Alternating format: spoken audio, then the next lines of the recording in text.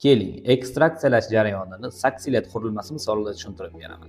Buning uchun bizga quyidagi jihozlar kerak bo'ladi. Qizdirish uchun maxsus plita, tubi yumaloq kulba, saksilet jihozi va qaytar sovutgich. Ushbu tipdagi kompozitsiyalar ilmiy laboratoriyalar uchun eng optimal ekstraksiyalash jihozi hisoblanadi. Endi esa bevosita jarayonga to'xtalsak.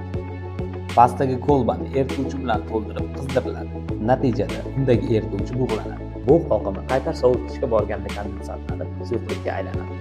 Ushbu tomchilar namuna ustiga kelib tushadi va undagi kerakli komponentni eritib oladi. Kamera to'lgach, undagi eritma sifon orqali pastdagi kolbaga quyiladi.